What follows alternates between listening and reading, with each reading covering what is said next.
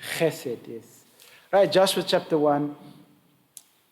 Thus far we've seen, if they can get the basic overview up and don't scroll yet. Can I get the scrolly thing so that I've got control over it? If you don't have it ready, it's no problem. Okay. So thus far we've covered the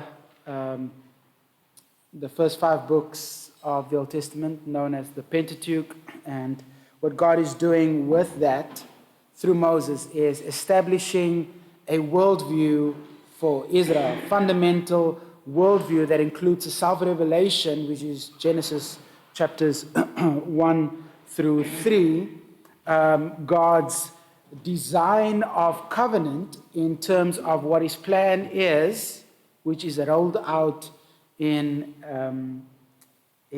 Abraham, established in Genesis but rolled out in Abraham, and then this plan will ultimately be fulfilled not only when Israel enters the land, that's not fully fulfilled then, but also God's plan is expanding as things move towards the proto-evangelion of Genesis 3:15, the first gospel preached concerning the coming seed. So that's where God is going in order for him to fulfill the Redeemer, the fulfillment or the coming of the Redeemer. There are certain things that need to take place.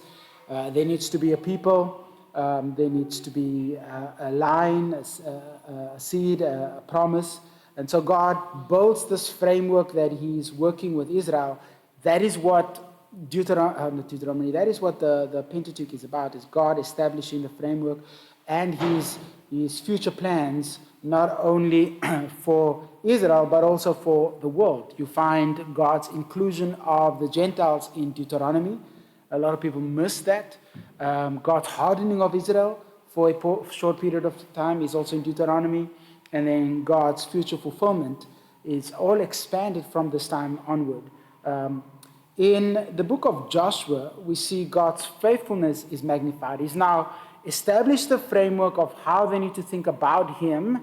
He's established the framework for what his plan is. He's given them the plot line.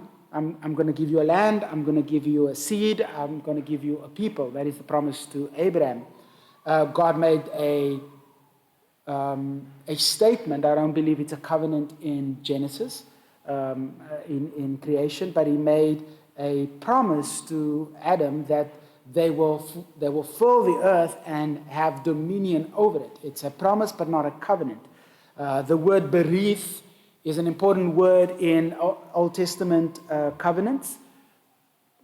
When you don't see that word, then don't presume a covenant exists. Often people speak about covenants that does not have that word berith in it. And so those are not actual covenants, but it's theological covenants. For instance, the covenant of works, the covenant of grace, there is no such thing. There is a new covenant, and there is the covenant with Abram, and there is a covenant with David, there is a covenant with Noah, there is a covenant with the Levites, there's a Palestinian covenant, but there is no covenant of works, covenant of grace. What's the other one? They have a third one that some covenantals use. Covenant of law, I think. I forget the other one. But there are no covenants outside the biblical covenants, which generally, not generally, always has the word berith or covenant in it. So in Joshua, God now establishes who he is in terms of his covenants. He's made the covenant. He's told him what he was going to do, and now he's starting to fulfill that promise. There are 2 things that is very prominent in this, or 3 things that is very prominent in this book: land, people, and rest. Those are important. Land, which is Israel, Canaan; people, the people of Israel; and rest. All of those goes back to where? Why are those things important?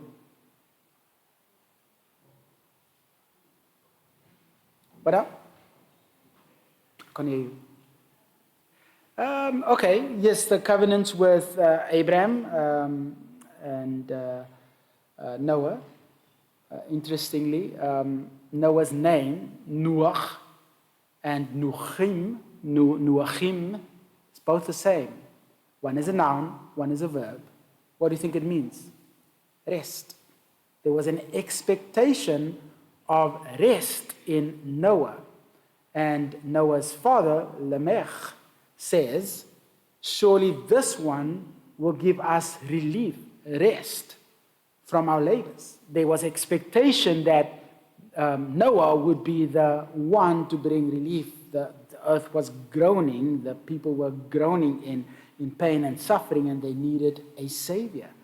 The presumption is that the Lord would send somebody to do that. That is still the presumption during this period of history, that there would be rest. And in Genesis chapter 2, end of 1, God rested from all his work. And it's better to understand that to mean that God ceased from working or creating. That's all that means. It doesn't mean that God sat down and was tired. But the idea of rest, the idea of Sabbath, is a theological idea. God establishes that there will be a period of rest and not just a day of rest. He establishes the day in Genesis, but the period is what is after, that there will be a cessation of all man's labors, where man will live dependently on God and you don't have to work the soil anymore. That is prefigured for us in Genesis, where we are to enjoy the land. There is no need to till the ground because God will provide fruit from it. Okay, so in Joshua, we enter the land. There's a lot of echoes back to what God has promised, and so pay attention to that. So as we begin, let's read verse 1 through to 3. I'm looking for somebody. He's not here. Okay. After the death of Moses, servant of Yahweh, Yahweh said to Joshua, son of Nun, Moses' assistant, Moses, my servant, is dead. Now go. Or therefore, now go. Go over this Jordan, you and all this people, into the land that I'm giving to them, to the people of Israel. Every place, take note of this, that the sole of your foot will tread on, I have given to you, just as I have promised to Moses. Does anybody know where the book of Joshua fits into the Torah, the Jewish books of the Bible? Is it history? Is it law? Is it prophets? Or is it writings? What do you think? I don't know what you said. You think? It's in the history books. Okay. I saw another hand. Somebody disagree with that? In the Protestant versions, it's in the history books. It's actually in the prophetical books. That's interesting, right? Doesn't sound prophetic at all, since it records. So that is a question and a debate among scholars. Why did they, what is it in it that sees this book as prophetic, since it records? Now, with Hebrew grammar, what determines translation, how you translate a verb, is the genre in which the book is found. And so that is a crucial element to determine. If this is prophetic, then a lot of these verbs will naturally be translated as future, and rightly so. In verse 3, it is not rightly so. In verse 3, it is translated as a past action in English, a action that has done. I promised and I have given. Although it could be, I will give as I have promised. And so it could mean that God is about to fulfill, because I haven't entered the land yet. And so I would take that verb um, to mean that every where the sole of your foot will tread upon, I will give. That's a promise to you, just as I promise. And so you can take it as have given, that gives more of a perfect um, sense that yes, God has already fulfilled it, but the tense in Hebrew is not actually there. And so I think because I promised um, uh, can be better represented by I will give than I have given. But either way you take it, it is okay. And you will notice, Hebrew scholars, that that often is a challenge in translation. So I'll tell you when to move on. So go back to just where you get basic overview on top. Right. Now, before we get into the theology of the book, let's get the big picture perspective of the book. And so now the next slide. Now, next slide, but then just the blue part and not the bottom part, because otherwise people will write. So keyword authorship, that's all that I'm wanting up. Is it good? So if you go one back, oh, it doesn't matter. It doesn't matter. Okay. Um, authorship, actually, let's begin with keyword. Occupation is often given as the keyword for the book, conquest, but I think it's probably best to see it as God's faithfulness. And you will see that Joshua's focus more often than not is on God, on his faithfulness, on his promise. He always goes back to as he promised to Moses or as he said to our fathers. And so I want to be faithful to that even as we outline the the keyword of this book. So you could take occupation, conquest, or God's faithfulness. I will accept any one of that in the quiz. So authorship, there's external aspects in authorship. Jewish tradition has Joshua. It ascribes it to him. The Talmud says that Joshua wrote all but the last 5 verses in this book.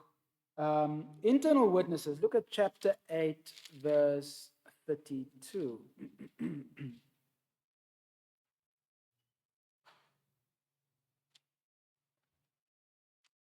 um,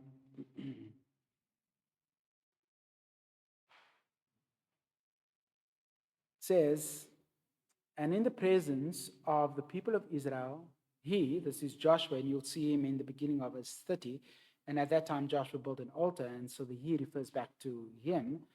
He wrote on the stones a copy of the law of Moses, which he had written. So God gives Joshua the right to copy the law. Now, why is that important? First of all, as the next leader, now would be leader of Israel, of the Jews, he needs to know what God says in the law. And so he is given the responsibility to copy the law, the same as the kings. They were supposed to be copyists of the law. Ever wonder why we have so many copies of the Bible? God preserved his word. And sometimes these writers, the prophets, the people who wrote the Bible made multiple copies. And God ultimately designed it that way so that there would be a legacy, an ongoing legacy of these documents. Yeah, it is written on stone. The clarity of that is not exact. Does it mean another stone tablet, or does it mean, because it's plural, that he made multiple stones as he copied it?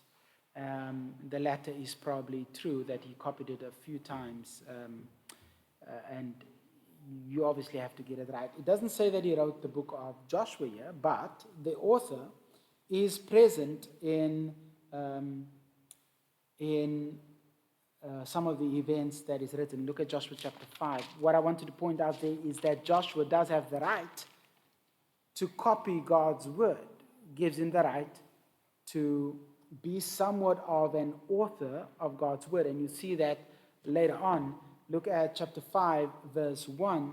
as soon as all the kings of the Amorites were beyond, who were beyond the Jordan to the west, and all the kings of the Canaanites who were by the sea heard that Yahweh had dried up the waters of the Jordan of the people of Israel until they had crossed over, their hearts melted, and there was no longer any. Why do I have chapter 5?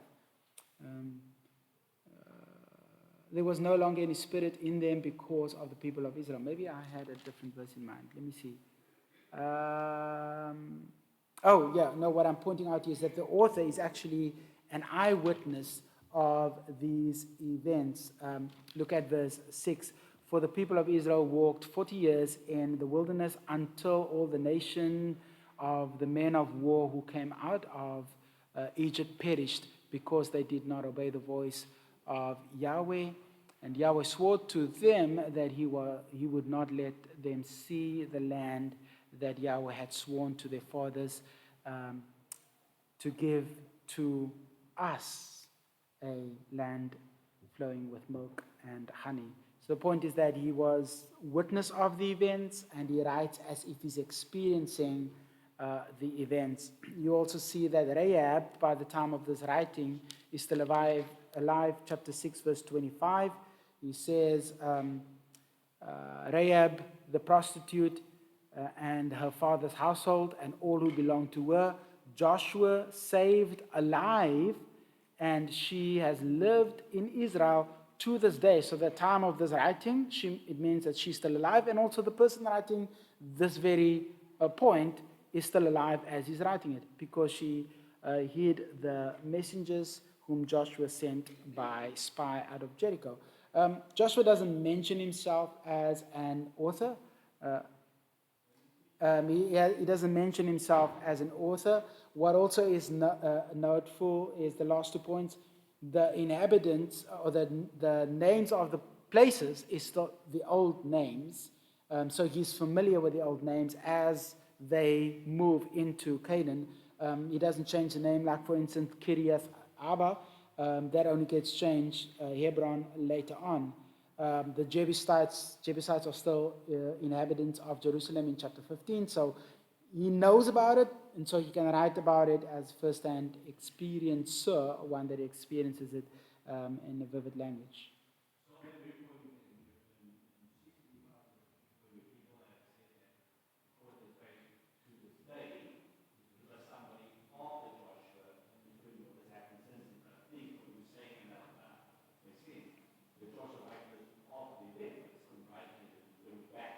Sure.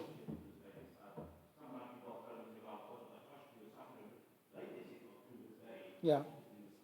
It's to the day of this writing. And so at the time of his penning of this document, and we don't know exactly the time period when he pens it, but it doesn't matter. It does seem that Joshua is the author, and I mean, there's a big debate about it. It doesn't matter.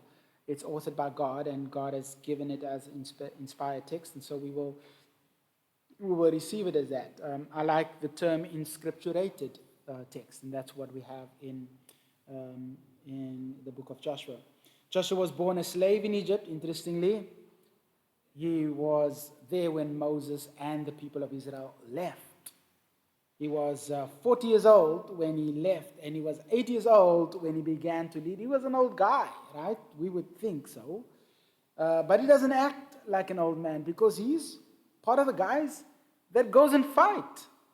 Yes, he was a spy when he's 40 years old, probably closer to 70 at that stage, but maybe 40. But when he enters Canaan, the dude is 80 years old, and they still have to go to fight. I think he probably had a lot of energy. The Lord had given him a long life. I believe he died at 110, right? Joshua had a long life that God has given him. He led the nation for 30 years until, there it is, at the age of 110 in Joshua 24:29.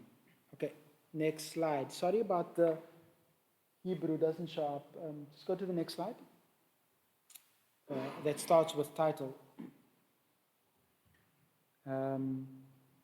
Yeshua. Does it show up? No. I should have probably sent him a PDF. Would have been better. Literally means Yahweh saves, or Yahweh is salvation. His name was Hoshea, salvation, but it's transliterated as Yeshua, or Yahweh saves. The key verse is Joshua 1, verse 8, and it's a memory verse or a Bible verse or a life verse of many people. This book of the law shall not depart from your mouth, and that's not what they would put on their mantle, but notice the last part where it says, for then you will make your way prosperous, and then you will have good success. And then verse 9, have I not commanded you, be strong and courageous, do not be frightened, and do not be dismayed, for Yahweh your God will be with you wherever you go. And so that last two verses are generally used by people as favorite verses, but notice where it begins. This book of the law shall not depart from your mouth. What do you think of by now when you hear mouth? So when you teach it, it's not your words, it's what is supposed to dominate your heart that comes out of your mouth. So don't let it depart from your mouth, but you shall meditate. Where do you meditate? Mind and heart. It was one to the Jewish mind. Meditated day and night, so that you may be careful to do all that is written in it. For then, having meditated day and night, then you will make your way prosperous, and then you will have good success. Why does that sound familiar? Where do you hear that phraseology elsewhere? Psalm 1. And David is actually quoting Joshua. Listen carefully. And his delight is in the law of the Lord. And on his law, he meditates day and night. And notice how he explains what happens. And like a tree planted by the streams of water, that yields its fruit in season, and its leaf does not wither, in all that he does, he what? Prospers. That's exactly the same as what Joshua is saying. And that's God's command, God's instruction to Joshua for prosperous life, for a life of holiness, a life that would honor him, is to spend time in the word, to not let the word depart from his mouth, which means heart, to not let it be separated from the direction of his life. And if that is the case, if he conducts his life in accordance with the word of God, then only will he have success, and then only will he truly prosper. Purpose. To describe how the Lord gave to Israel the land that he had promised in the Abrahamic covenant, which he meted out while meting out punishment on the inhabitants of the land for their extreme wickedness, but also to chronicle Israel's failure to possess the land completely because of failure to obey all the Lord's commands. I should have said Yahweh's commands. It is important to note that it is focused on God's giving of the land, God's fulfillment of his promises, and Israel's inability to completely take all of the land. And we'll see that in a moment's time. All right. So, what is the book about? Next slide. You could outline it in the following ways. Partial occupation of Canaan. Next. Is it up?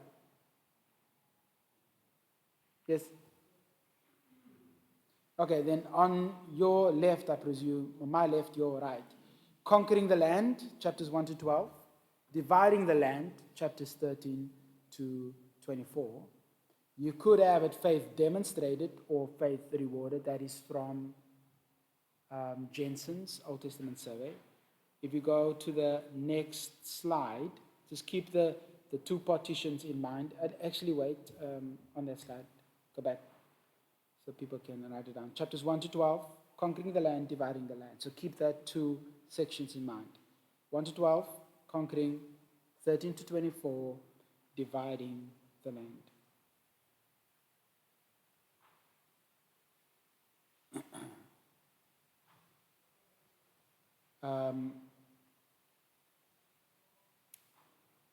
Key factors in this book: Jordan, Canaan, and the 2 tribes, and then the 2 eastern tribes and the 9 western tribes, which you see developing at this stage.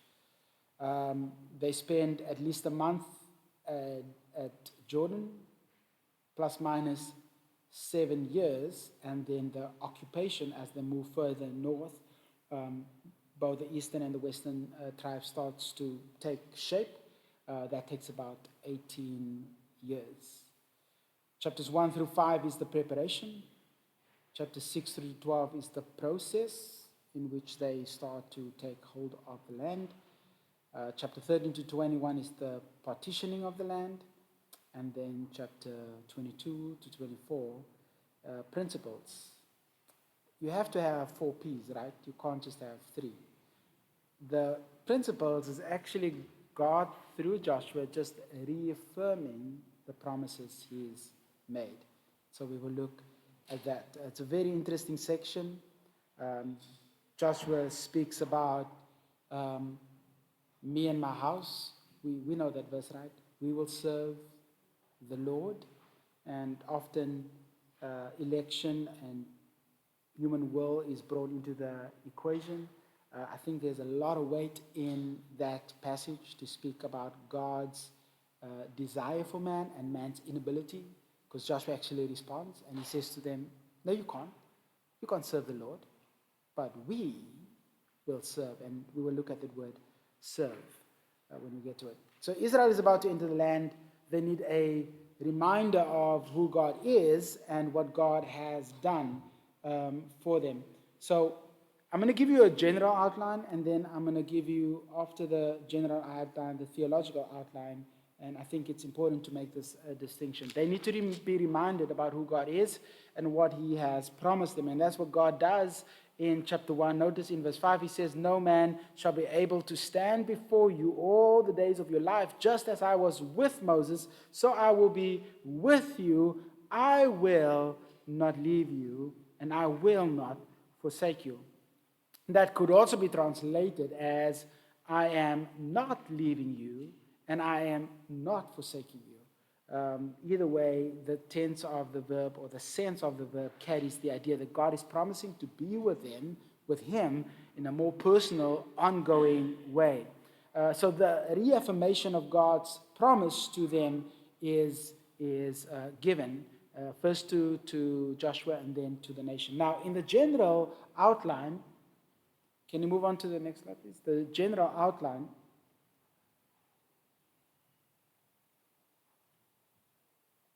This is often how you can go through all 4, or if all 4 shows up, that's fine. This is generally how the book is broken up. Entering the promised land is chapters 1 through 5. Conquering the promised land is chapters 6 to 12. Distributing the promised land is 13 to 22. And then retaining the promised land is 23 to 24. When I started, I said this book is about what? God's faithfulness. If you making notes, I will give you a moment to write it down, but I will mention the theological outline, which is on the next slide. And it focuses on God. Before we move on.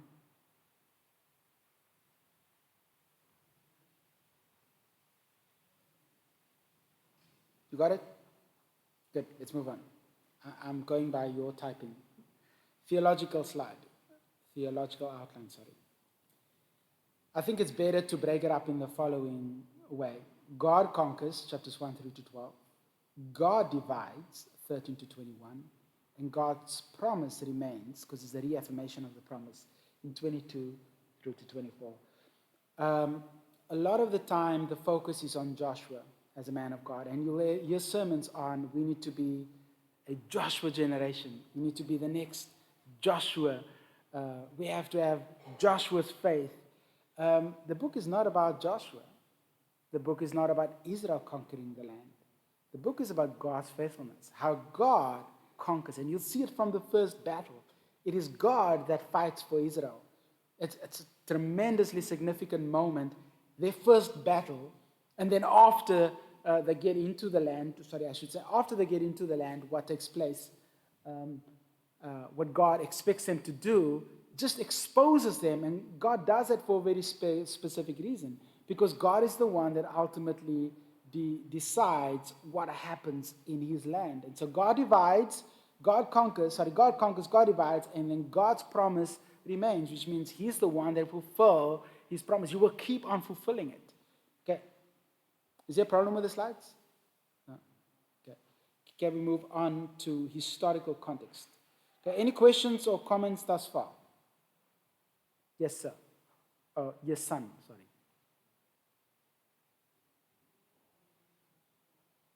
You're going to have to speak up.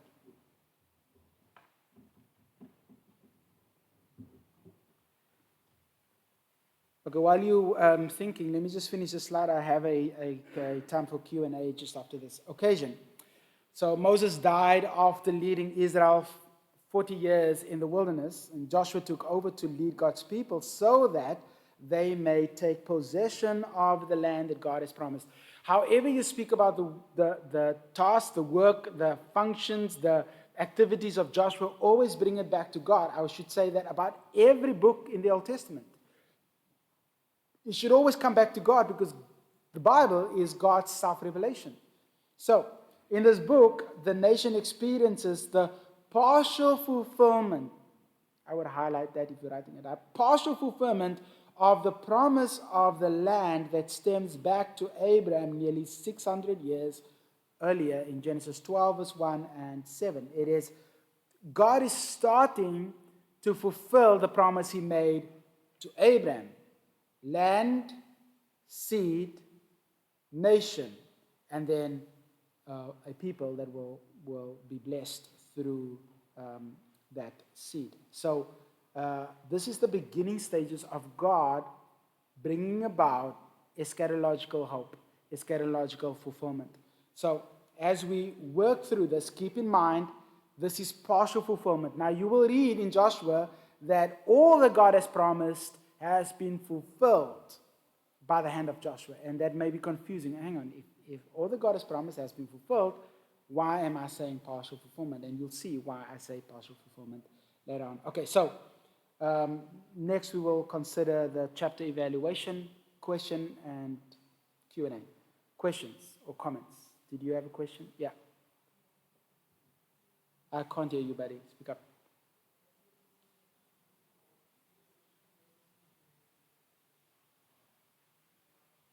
I have no idea what you're saying. What chapter are you in? Yeah, we can. We can. I don't need to have a loud enough voice. While we are doing that, does anybody know what happened to Natasha? Is she okay? Is it just the family sick?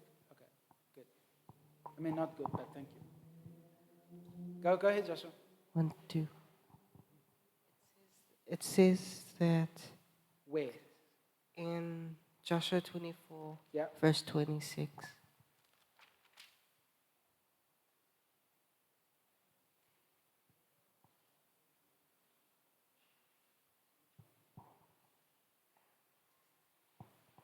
Verse 26, my eyes can't focus on it. There you go. And Joshua wrote the words in the book of the law of God. Oh, yes. And he took a large stone and set it there under the terebinth that is by the sanctuary of Yahweh. That's a good connection there. Yes. What's happening here is, remember I mentioned that he is given the right to copy the law, which gives him the right to be an author. God gives him the right to be an author. And here, notice what it says. Joshua wrote these words. What is these words? The words of this book. In the book of the law of God. What is that? Adding to the writings of God. So he's not adding to the law, but it's written in the books of the law, which means God is now expanding his written literature, his books. And so, yes, I don't know if I had it in my notes, but I did want to make that connection, that he was given the right to write the books of, at least this book. It is these words that is in view. It's this book. All right. Anything else? Right, let's move on.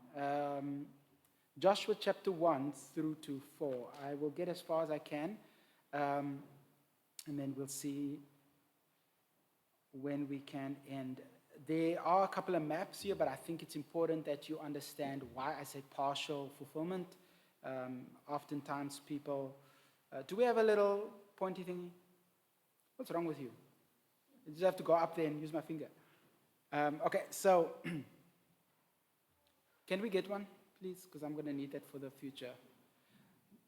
The first point here, if you can go to the next slide, where it says Joshua 1 through to 4, slide 11.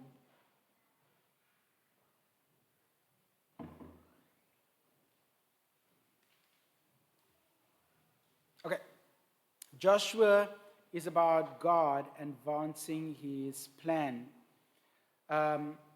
Notice that you see in verse 2, God initiates the discussion with Joshua. Moses, my servant, is dead. Now, therefore, arise, go. And translation says, go over this Jordan. Go through the Jordan, over the Jordan, go to the Jordan. Any of those are acceptable. The idea here is that he needs to respond. Joshua does not jump into action, and we don't know why, and there's a lot of suspicion. He was scared. I don't think so. I think that the transition, the mourning of Moses is still in play. The transition, he's still getting used to his new position, so he's still thinking about what's our next step. So he rightfully is waiting on God, and it's God that initiates action. Why? Because God is the one that actually advances his plan forward. It's not Joshua, it is not Israel, it is God that's moving Israel into his direction. Notice over and over in this section, if you can think of a camera lens that's zooming, it pans and then zooms in on God. Verse 6, be strong, speaking to Joshua, and courageous, for you shall cause this people to inherit the land. Take notice of the word land comes up, promise comes up. But look how it pans back to God, that I swore to their fathers to give to them. Only be strong and very courageous. Again, speaking to Joshua, being careful to do according to the law that Moses, my servant, commanded you.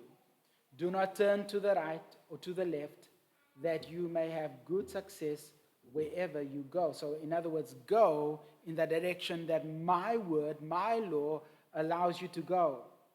This book shall not depart from you. You go right to the end, verse 9. For I have commanded you, and be strong. Have I not commanded you? Be strong and courageous. Do not be frightened, and do not be dismayed. For Yahweh your God is with you wherever you go. Again, the camera pans towards God. I'm talking to you, but the focus is on me. I am with you. I've made a promise. I will fulfill all that I have done. All the lessons in the book of Joshua points to God. And look at verse 10, and I'll come back to this in a moment's time.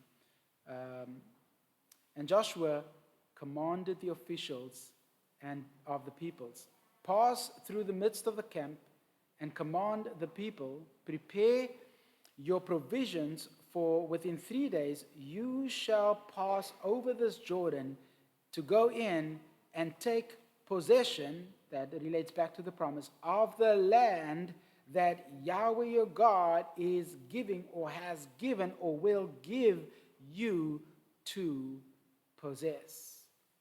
Again, he knows his duty.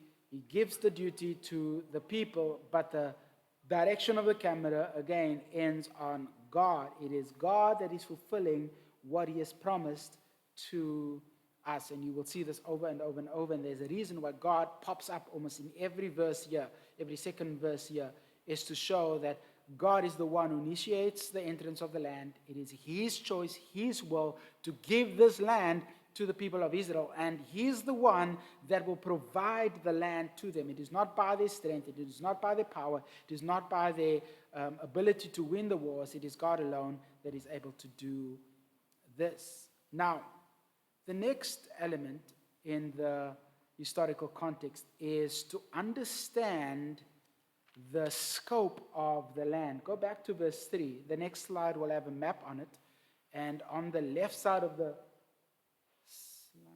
on the right side of the slide, on top it should say the world of Abraham, around about 2000 BC. Can you see that? Oh my goodness, that is small. Are you able to zoom? Do you have that capacity?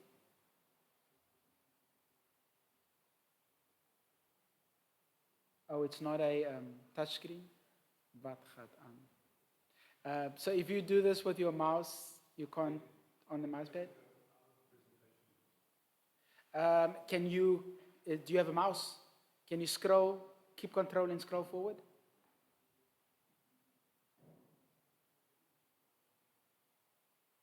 Oh, it doesn't matter. I think I will just tell you. Okay, so let's read verse 3. And I want you to take note what God says very carefully here. Every place, I will put this on the group. There you go. So get in and then Memphis, if you don't mind. So between your Zoom, on the right, on your left, and then Memphis on the right. And then I'll there you go. Read verse 3 with me. Every place that the sole of your foot will tread on, I have given you. I struggle with the way that this has been translated. Every soul, now it's future, that your foot will tread on. I have given you. Just as I promised. Okay, so what are we doing here with the translation? Is it past, is it present? I think what God is saying is that every place that your sole of your foot have trodden on, I have given you, or I am giving you as I promised. Take note of where Abraham begins, in right? He moves all the way across to Haran, comes all the way down to Damascus, and then enters Canaan. He eventually goes out to Egypt, and then goes back into Canaan. All the place where Israel has been, God will give to them. That is what I think is behind this idea of the sole of your feet. Why do I say that? Now, take note of verse 4. If you can, okay, put up the next slide or the next picture. So you may have to scroll out. And then what you will see is what is in. No, go one back. Wat gedaan? There's a little one. Okay, maybe this one will help. Where Salem is, if you zoom in, so from the Sea of Galilee, it's actually too small. Yeah, so what is being highlighted? No, scroll out. Go back, out. If you look at Canaan, So that area is what usually is considered to be Israel. Okay, so go to the next slide. The division of the land one with the, yeah, so zoom into that. Go across, come down, no. So get in Ur of the Chaldees and also Kadesh or Gaza, where the river Egypt is on the right. Can you see it? No. Scroll out so we can see the big picture. More. There, that's good. Okay. So notice where this map draws the possession of Israel from Ur to Egypt, the top bit of Egypt. That is the promise God makes to Abraham. Wherever you tread your foot, I will give you this land. Interesting, right? Wherever Abraham's gone, which is from Ur, right up till the top, the area known as the Valley of the Sun, probably because it's so hot in Egypt, right next to Hades. So right up till that area is granted to Abraham. Okay, so go to the next slide. This is modern day Israel. You can see it on between 1 and 2. That's Israel. The previous slide shows you the area from Kuwait up till the tip where Cairo is, right down to, what is that? The Fertile Crescent. That area has been promised to Israel. Do they occupy it? Not at all. They don't. Notice what verse 4 says. I have given to you from the wilderness of Lebanon. Do I have a map that includes Lebanon?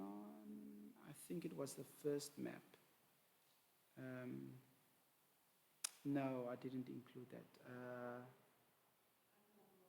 So it's in of the Chaldeans, right up to Jordan. So no, it's okay.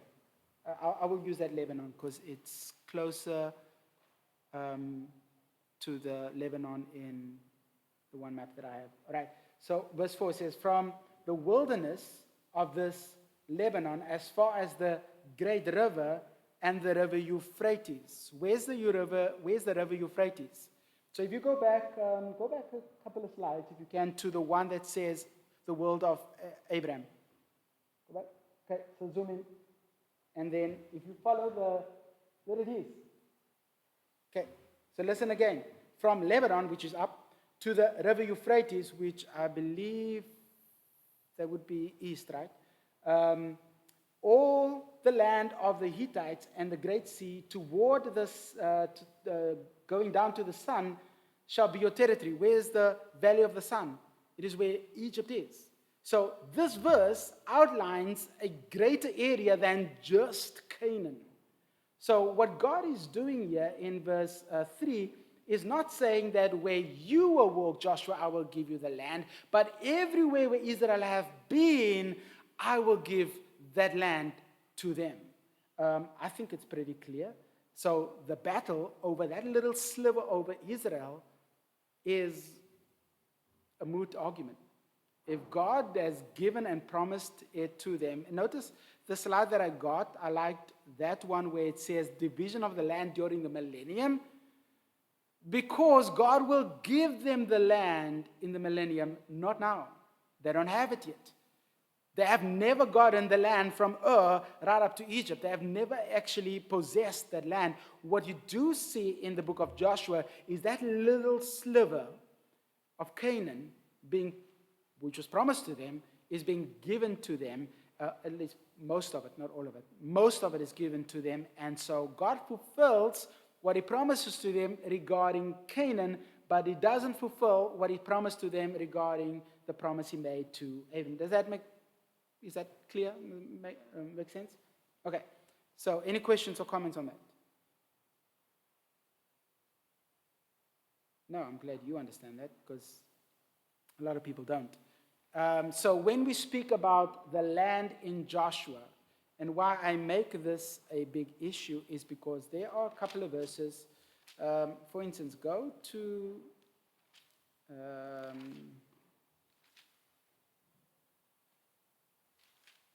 see if I can find it. I know it's on the left side of my Bible. Chapter 21. And covenantalists and other non-dispensationalists, I don't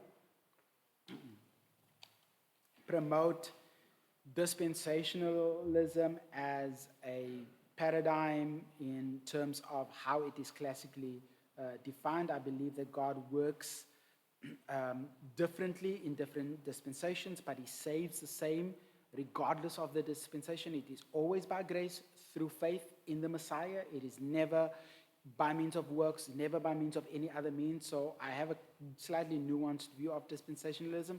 But regardless, those who are non-dispensational will point to this verse in verse 43 of chapter 21. It says, "Thus Yahweh gave to Israel all the land that he swore to give to their fathers, and they took possession of it, and they settled there. And Yahweh gave them a rest on every side, just as he sworn to their fathers. Not one of all the enemies had withstood them, for Yahweh had given all the enemies into their hands. Not one word of the good promise of Yahweh had made to the house of Israel had failed. All came to pass." Interesting. So, was it all fulfilled or wasn't it all fulfilled? Because here it says, all the land that he swore. So, all the land up till this stage, yes, has been fulfilled. But not all the land that God has promised to Abram has been given to Israel. There's nowhere in the Bible that you see they occupying from to Egypt. There is no occupation of that nature. Why that is significant is because this verse is often used to say, well, everything that God promised to Israel has been fulfilled. The land promises are absolutely fulfilled. Oh, really? We are only in chapter 21, but then you get to the book of Judges, and you see that not all the land is actually occupied. So both can't be true. Either it's every aspect, every little nook and cranny of the land, or it's not. And so up till that stage, when that part of the book is being written, yes, God has absolutely fulfilled all that he has promised up till that stage, but not every aspect of the land is actually fulfilled or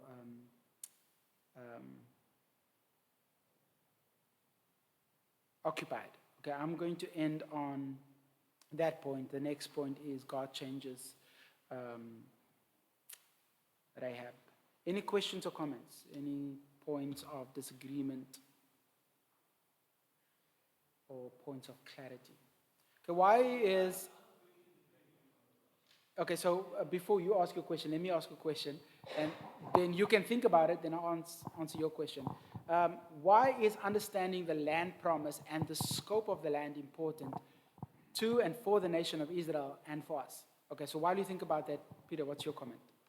Last question. Yes. Okay, so I'm curious as I can't find an answer anywhere. As Joshua goes to his land, it's clear that it says to Joshua that every one of the nations they go to, he puts them to destruction. He kills them, old and young, everyone. Where are all those bodies buried? They weren't buried, they were burnt. They what? They were burnt. They're burnt up. Okay. Yeah, so... Because that's a curiosity. Millions of people are being Sure. killed. Some of them were killed and left, but part of the devoting to destruction was to burn the city. And so as the city burned, and you get the, what is it called, the tiles, right? When the mounts are laid up on top of each other, they find a lot of burnt ruins, and that's because Israel burnt it to the ground. And so part of the destruction is removing the memory of them, but also the legacy that they had in the cities. So, they I think were burnt with the city. And so there's not a lot of bodies that remains. Yeah, I never actually thought about that, but yeah.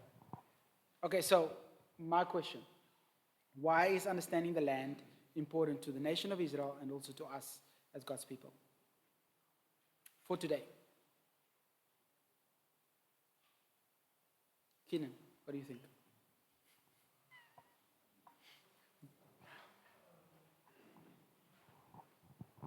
No answer. You're going to call a friend? I think it probably relates to God's promise and covenant to the people. Okay, That that's good.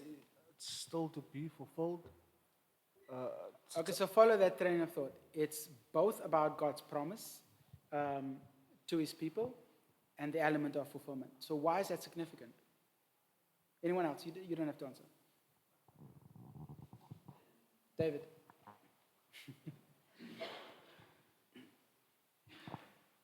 To me, the importance is that if we don't have any biblical evidence of that promise having been fulfilled, you are left with a few options. One, it's either still to be fulfilled, or two, God has officially given up on Israel and handed over the promise to someone else.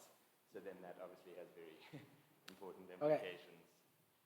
Yeah, so that's a good point. So there are two options. Either God has divorced Israel, and then, which means the promises are no longer required to be fulfilled, or if there are no actual evidences of its fulfillment, which means it's still outstanding, like Keenan was saying. Anyone else? Cameron.